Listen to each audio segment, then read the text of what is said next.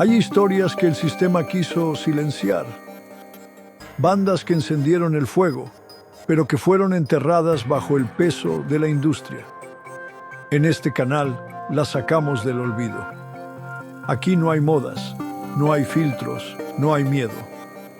Exploramos lo que nadie te cuenta, lo que no suena en la radio, lo que incomoda, lo que ruge, lo que quema. Esto es Raíces del Metal IA, y acá el fuego no se apaga jamás.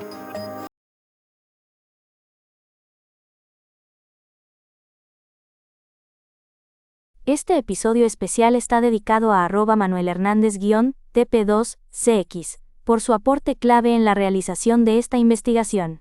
Un viaje a los orígenes del rock mexicano.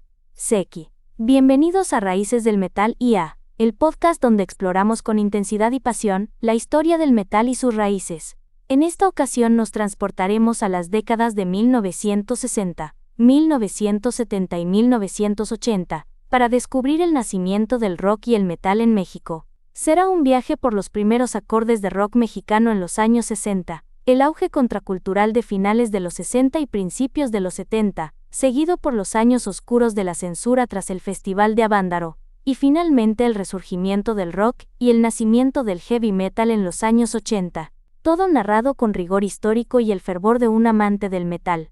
Prepárense para conocer a las bandas pioneras, desde The Spiders y la Revolución de Emiliano Zapata hasta Peace and Love, El Ritual, Three Souls in My Mind, y avanzar luego hacia los fundadores del metal mexicano como Luzbel y Transmetal. También exploraremos el contexto histórico, los desafíos que enfrentaron estos músicos, como la censura gubernamental y la necesidad de tocar en los clandestinos hoyos funky, los movimientos regionales en ciudades como Guadalajara y Tijuana, y el papel crucial de las radios, concursos locales y grabaciones poco conocidas en la difusión de esta música. Así que ajusta el volumen y acompáñanos en esta narración apasionada y profunda, ideal para metaleros con sed de historia real. Comenzamos este viaje sonoro por las raíces del rock y metal mexicano. Los cimientos del rock mexicano se remontan a finales de los 50 y principios de los 60. En aquellos años, el rock and roll llegó a México como un temblor juvenil que sacudía las buenas conciencias. Bandas pioneras como los Teen Tops, Los Locos del Ritmo y Los Rebeldes del Rock interpretaban versiones en español de éxitos anglosajones, los llamados refritos, adaptando letras atrevidas a las normas morales de la época. Temas como La Plaga, versión de Good Golly Miss Molly, sonaban en la radio desde 1959, marcando la primera vez que el rock and roll en español llegaba al público masivo. Sin embargo, este rock inicial, aunque popular, era visto con recelo tanto por sectores conservadores, por rebeldía, como por la izquierda, por ser imperialista. En respuesta, el gobierno del PRI impuso restricciones, altos aranceles a discos importados y directrices de buenas costumbres para medios, buscando frenar influencias foráneas, nocivas. A mediados de los 60, bajo presión, muchos rock and rolleros mexicanos fueron obligados a suavizar su imagen. Figuras como Enrique Guzmán, de los Teen Tops, o Johnny Laboriel, de los Rebeldes del Rock, dejaron el rock para cantar baladas pop, empujados por la industria y la censura televisiva. La televisión prácticamente vetó el rock juvenil durante años. En pocas palabras, o te alineas o te vas, fue el mensaje. Los músicos debían adaptarse al gusto oficial o desaparecer.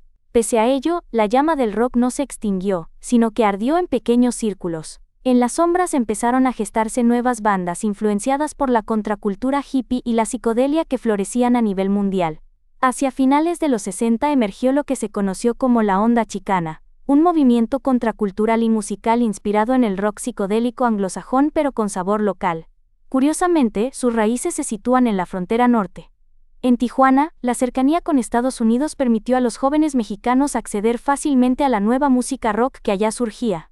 Bandas del norte como los Dug Dogs, originarios de Durango, comenzaron tocando covers de The Beatles y The Beach Boys en la frontera antes de mudarse a la capital, en busca de mayor proyección.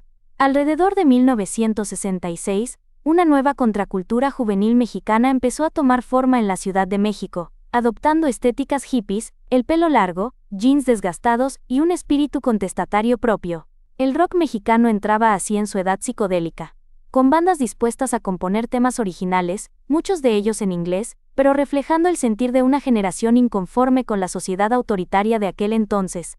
Entre las primeras bandas pioneras de esta era destaca The Spiders. Formados en Guadalajara en 1960, The Spiders, originalmente llamados los Spiders, comenzaron tocando rock and roll instrumental y de estilo twist, pero evolucionaron al rock psicodélico hacia finales de los 60. Son considerados unos de los grandes precursores del rock tapatío, rock de Guadalajara. Sus integrantes asimilaron las influencias psicodélicas de bandas inglesas y estadounidenses, e incluso llegaron a grabar a inicios de los 70 algunos discos sencillos y LPs llenos de guitarras fuzz y órganos, volviéndose un grupo de culto. En paralelo, en la Ciudad de México surgían grupos como Enigma, originalmente Las Ventanas. Enigma reforzó su sonido hacia 1970 con influencias de Deep Purple y Steppenwolf, e incluso adoptó una estética rockera de cuero y estoperoles, antes de que bandas como Judas Priest lo popularizaran internacionalmente, por lo que algunos la consideran precursora del hard rock/metal en México. Otra banda capitalina, Tinta Blanca, que empezó como White Ink en 1965, muestra cómo la escena rock crecía. Este grupo ganó en 1969 un concurso nacional de música pop organizado por el gobierno de la Ciudad de México, conocido como El Naranjazo, cuyo premio fue la grabación de un LP y apoyo en medios. Aquello demostraba que, pese a las trabas, el talento joven buscaba escapar a la luz. A finales de los 60, las bandas de la onda empezaron a llenar pequeños foros y auditorios con un público de hipitecas, los hippies mexicanos, ávido de rock, paz y cambio. Muchas agrupaciones destacaban por sus nombres en inglés y sus mensajes de amor y psicodelia. Podemos imaginar el escenario. Jóvenes con melenas, camisas coloridas, signos de paz.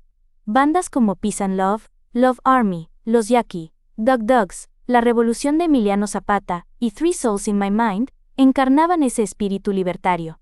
Especial mención merece La Revolución de Emiliano Zapata, abreviada a veces La Revo o La Res, banda originaria de Guadalajara, formada en 1969.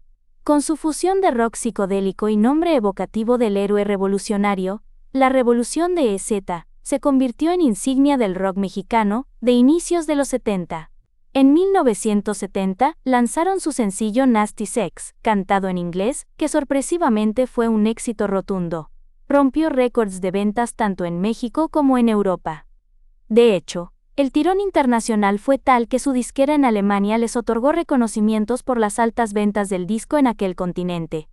La Revolución de Emiliano Zapata demostraba que una banda mexicana podía competir a nivel internacional en plena era psicodélica.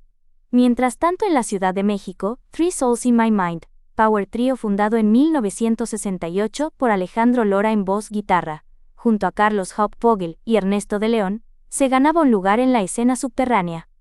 Con su crudo sonido blues rock y canciones que hablaban de la vida real, Three Souls empezó cantando en inglés, pero pronto adoptaría el español para acercarse más al público nacional.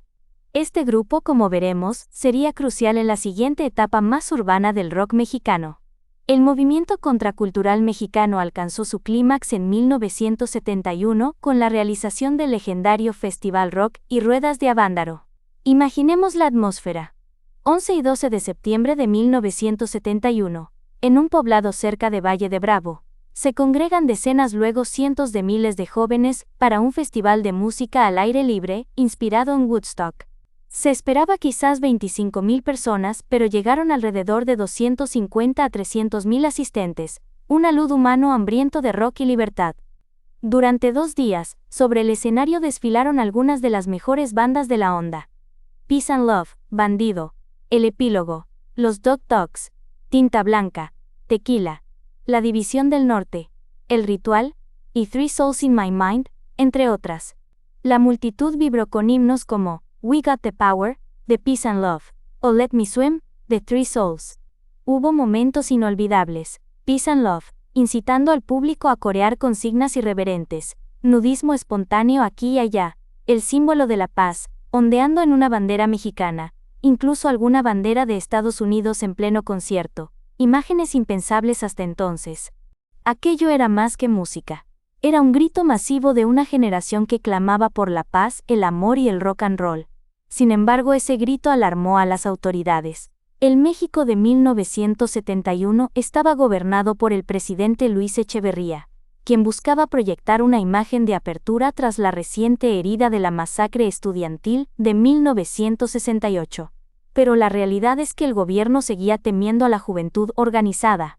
Avándaro ocurrió apenas 3 años después del 68 y unos meses después del halconazo, la represión del 10 de junio de 1971. Así que cuando los medios conservadores vieron las escenas de Avándaro, jóvenes greñudos cantando, consumiendo marihuana, expresándose libremente, reaccionaron con indignación. Periódicos de la época titularon notas sensacionalistas como "El florecimiento del vicio", describiendo el festival como un aquelarre de libertinaje juvenil. La sociedad más conservadora se escandalizó, y los funcionarios sintieron que el rock podría convertirse en catalizador de protestas contra el gobierno. La respuesta fue fulminante, un avandarazo, es decir, un golpe de timón cultural.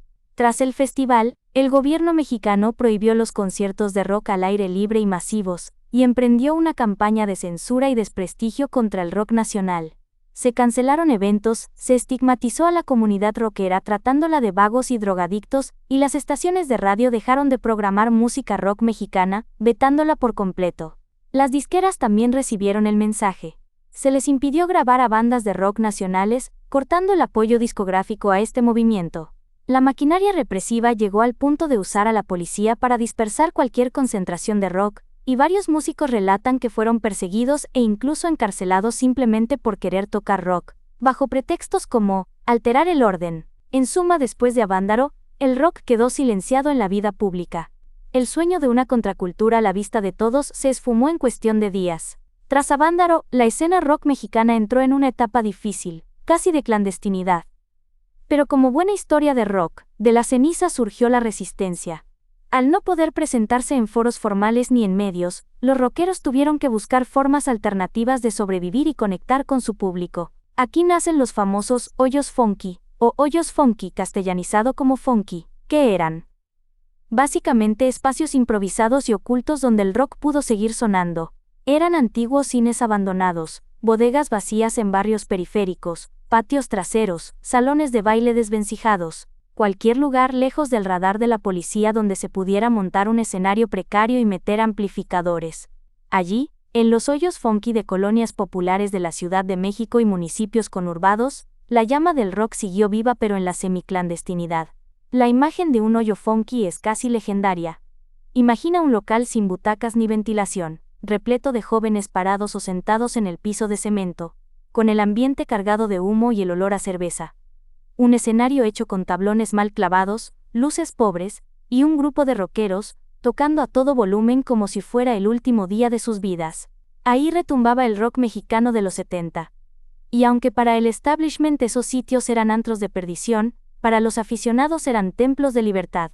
Se marginó nuestra música y logramos sobrevivir en los hoyos funky, recordaría años después el músico Armando Molina, quien fue organizador de Avándaro, y también partícipe de esa escena subterránea. En esos años surgió el llamado rock urbano, un estilo más rudo y cotidiano, cantado mayormente en español, que retrataba la vida de las clases populares y la frustración de la juventud en los barrios. Bandas como Three Souls in My Mind fueron pioneras en ese giro. Ante la censura, Three Souls decidió que si no podían sonar en radio ni en inglés, al menos cantarían en español para el público fiel que seguía asistiendo a los hoyos funky. Alex Lora y compañía compusieron rolas directas sobre la realidad, desde la violencia policial hasta el aburrimiento del domingo, y gracias a eso mantuvieron un público leal. De hecho, Three Souls in My Mind se convirtió en la banda sobreviviente por excelencia de la era post-Avándaro.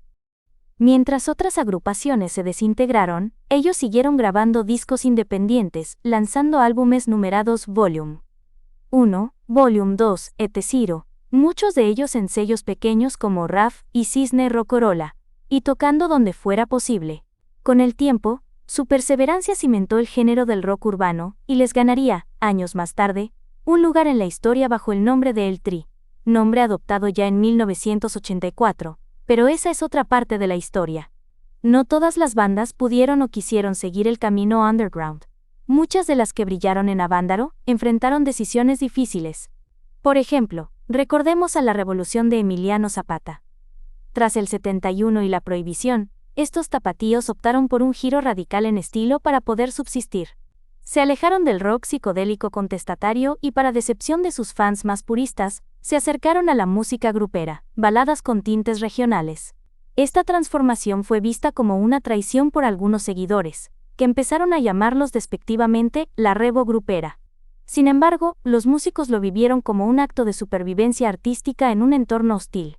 Tuvieron que cambiar de género, era eso o nada, explicaría años después Óscar Rojas, cofundador de la banda. Aunque les dolió dejar atrás su esencia rockera, Rojas confiesa que le entristeció ver a sus compañeros vestidos con trajes brillantes al estilo de los Bookies en una película.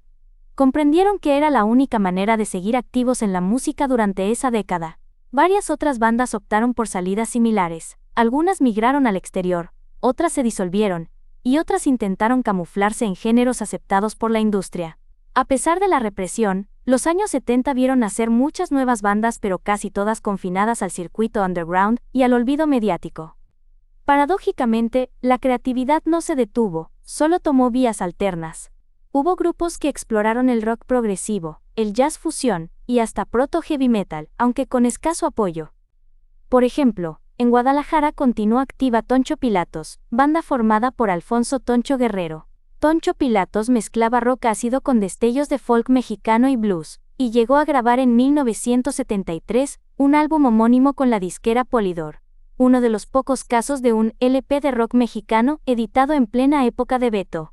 Su sonido era psicodélico, con largos jams y letras en inglés y español, y aunque fuera de Jalisco pocos la conocían entonces, hoy es considerada de culto en la historia del rock nacional. También en Guadalajara existieron grupos como La Fachada de Piedra, liderados por una potente voz femenina, Carmen Ochoa, con influencias de Cream, o 39.4, continuadores del estilo de Peace and Love, que mantenían viva la escena local. En la frontera norte, en Tijuana, la llama tampoco se apagó. Si bien la censura federal alcanzaba a todo México, la cercanía con California daba a Tijuana cierto aire de rebeldía inevitable. Allí había nacido el legendario guitarrista Javier Batis, quien desde los 60 venía mezclando blues con rock, y se dice que influyó directamente en Carlos Santana. Batis siguió tocando en clubes locales y formando jóvenes músicos a lo largo de los 70. Asimismo, de Tijuana salió El Ritual, banda de heavy rock con toques progresivos que había tocado en Avándaro. El Ritual logró grabar un álbum poderoso en 1971. Temas como Satanás y Parece Posible mostraban una faceta más dura del rock mexicano, con órganos tenebrosos y flauta al estilo Jethro Tull. Aunque El Ritual se disolvió poco después, su legado quedó como semilla temprana del rock pesado nacional. Otros tijuanenses, como los integrantes de Love Army, una banda con discurso político, y Peace and Love, siguieron activos en distintos proyectos pese a la adversidad. Incluso hubo conexión entre regiones. Por ejemplo, el grupo Bandido combinaba músicos de Tijuana y Guadalajara, y llegó a presentarse en Avándaro con un rock cargado de soul latino. En la Ciudad de México, la lista de bandas underground de los 70 es larga y colorida. Mara, Perro Fantástico, Vox Populi, Rock Mobiloy, Stray Cat, Naufragio, entre otras, tocaron en hoyos funky, escuelas preparatorias, universidades y donde se pudiera. Los conciertos a veces eran dispersados por la policía, pero a pesar del riesgo los jóvenes seguían organizando tocadas en secreto. Un testimonio de la época resume esa resiliencia. Se estigmatizó al rock, pero sobrevivimos en los barrios periféricos. El rock no murió, solo se fue de la superficie. Cerca del final de los 70, el panorama empezó a cambiar muy lentamente. Con el sexenio de José López Portillo, 1976 a 82, hubo un ligero relajamiento cultural, aunque el rock nacional seguía prácticamente vetado en los grandes medios. No obstante, ciertas radios universitarias o programas nocturnos comenzaban a atreverse a poner algo de rock clásico o progresivo. Y en vivo surgieron foros semiclandestinos dentro de la capital, como el Bar 9, o el Villar Woodstock en Nesa, donde los rockeros podían expresarse. Iniciativas culturales independientes, como el Tianguis del Chopo, mercado de trueque de discos y arte rockero, fundado en 1980, proporcionaron un punto de encuentro semanal para la tribu rockera y permitieron difundir materiales y grabaciones que no se conseguían en tiendas comerciales. Aquel mercado del Chopo, cerca de la estación Buenavista, se volvió un santuario. Allí se vendían cassettes piratas de conciertos, vinilos importados, fanzines hechos a mano. todo un microcosmos que mantenía vivo el amor por el rock, y que resultaría fundamental para la siguiente generación. A lo largo de esta travesía, hemos mencionado brevemente a Guadalajara y Tijuana, dos ciudades que brillaron con luz propia en la historia temprana del rock mexicano. Hagamos una pausa para profundizar en el papel de estos focos regionales durante las décadas de 60 y 70, porque su aporte fue crucial para mantener la escena con vida. Guadalajara, la perla de Occidente, se convirtió en el otro gran epicentro del rock mexicano fuera de la capital. Desde los años 60, Guadalajara tenía una vibrante escena local. Grupos como los Spiders, los Gibson Boys, los Blue Jeans y los Belmonts animaban bailes y pequeños festivales locales. Los Spiders ya mencionados fueron fundados en 1960 y pueden considerarse los padres del rock tapatío. Tocaron de todo: surf instrumental, covers de moda y luego rock psicodélico propio. Incluso acompañaron a cantantes de balada en estudio cuando el rock sufrió el receso mediático. Irónicamente sobrevivieron gracias a eso. Para finales de los 60, Guadalajara aportó bandas innovadoras. La revolución de Emiliano Zapata surgió allí y saltó a la fama nacional e internacional con Nasty Sex. Toncho Pilatos experimentaba con largos pasajes instrumentales y ritmos latinos. La Fachada de Piedra introducía voces femeninas potentes en el rock, y otras agrupaciones locales seguían la estela. Cuando en el DF el rock entró a la clandestinidad, en Guadalajara también se sintió la represión, pero quizá con algo menos de dureza al estar fuera del foco central. Gracias a eso, algunos músicos tapatíos lograron seguir tocando en fiestas privadas, palenques y bares. Manolo Muñoz de los Gibson Boys, por ejemplo, continuó activo. Las bandas hacían malabares para no llamar demasiado la atención de las autoridades. Incluso hubo casos de migración musical interna. Ciertos músicos del DF se refugiaron en Guadalajara para poder seguir tocando. Por su parte, los descendientes del general Emiliano Zapata en Morelos invitaron a la banda homónima a tocar en su tierra en los 70 como gesto simbólico, lo que muestra el impacto cultural que habían tenido. En resumen, Guadalajara mantuvo vivo el espíritu rocanrolero. En cada colonia había alguna banda en garaje, en cada universidad algún concierto cultural semioficial donde se colaba el rock. Y para los 80, esta ciudad reaparecería con fuerza en la escena del metal. Más adelante mencionaremos cómo. Ahora, Tijuana, allá en la esquina noroeste del país. Esta ciudad fronteriza siempre tuvo una personalidad contracultural marcada. En los 50 ya albergaba clubes de jazz y rock, donde convergían mexicanos y estadounidenses. En los 60, Tijuana fue cuna de la psicodelia mexicana gracias al flujo constante de música de California. Uno de sus héroes locales es Javier Batis, considerado el padrino del blues rock mexicano. Batis y su grupo Los Tejotas tocaban con una energía cruda que inspiró a muchos, Carlos Santana siendo el caso más famoso, quien tocó con Batis antes de emigrar a San Francisco. Batis persistió por las décadas, y en los 70 seguía presentándose en pequeños foros de Baja California, manteniendo la antorcha del rock encendida. De Tijuana provenían también miembros de Peace and Love. Curiosamente, a pesar de su nombre en inglés, varios integrantes eran tijuanenses de raíces, formados en la cultura bicultural de la frontera.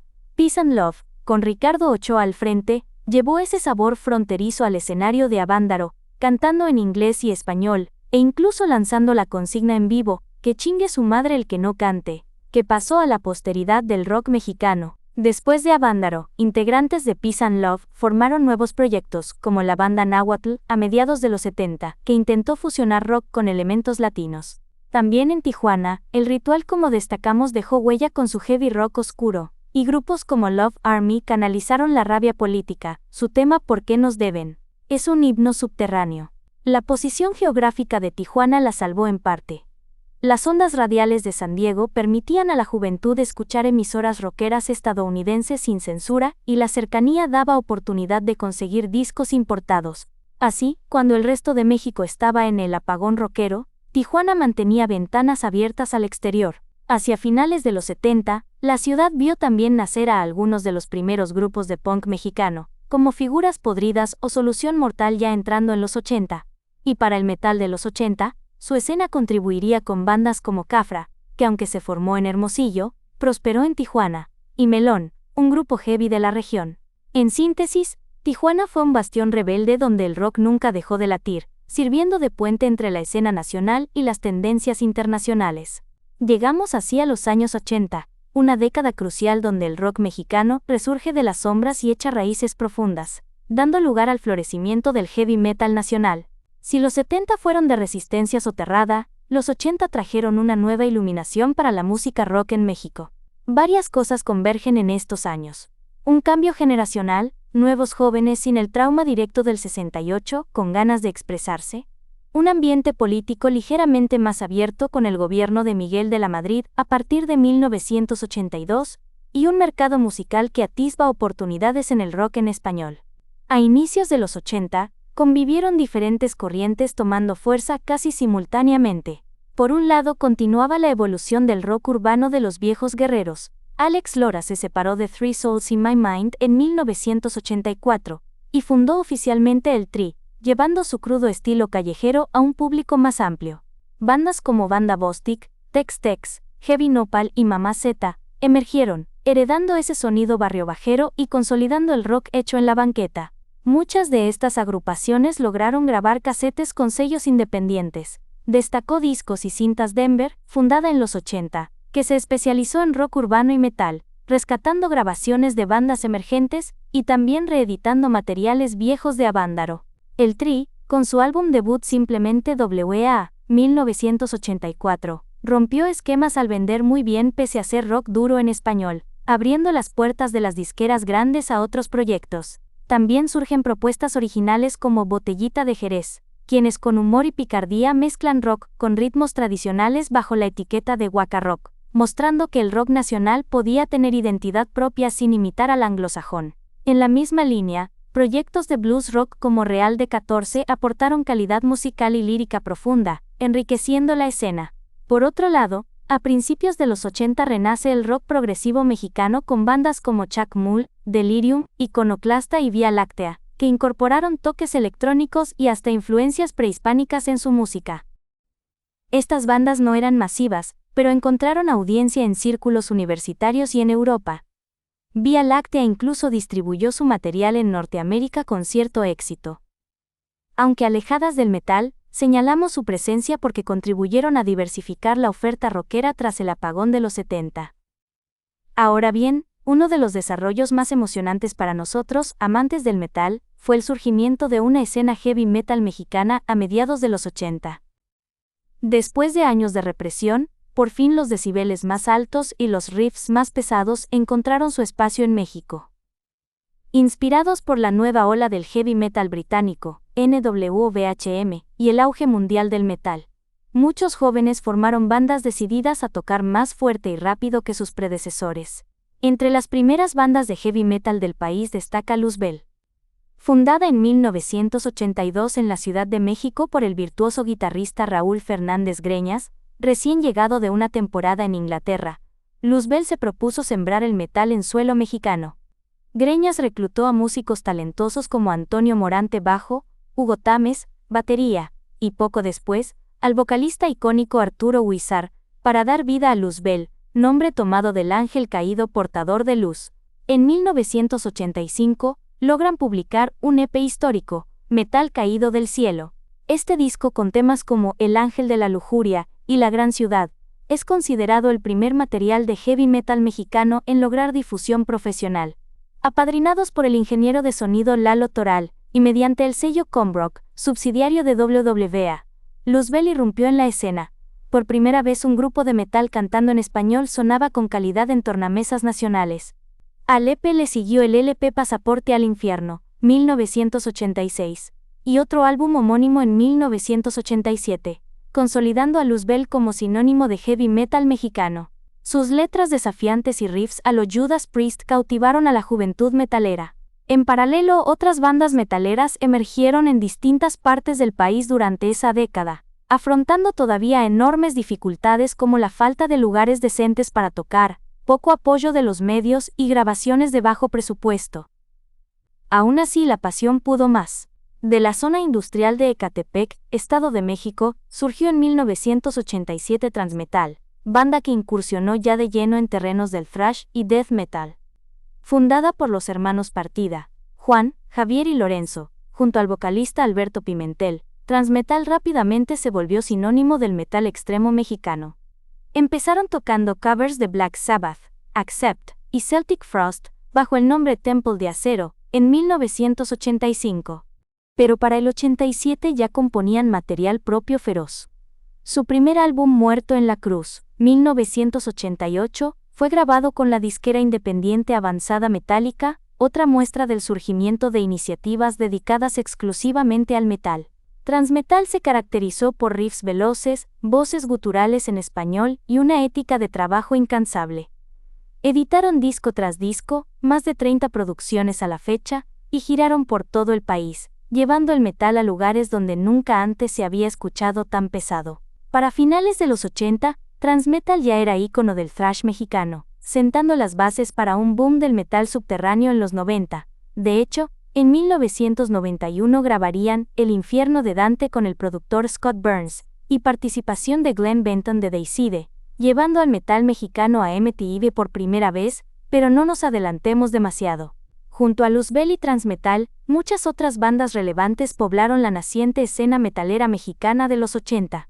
Por ejemplo, Ramsés, banda capitalina de heavy metal clásico que lanzó Apocalipsis en 1985. Leprosy, precursora del death metal en Guadalajara desde 1988.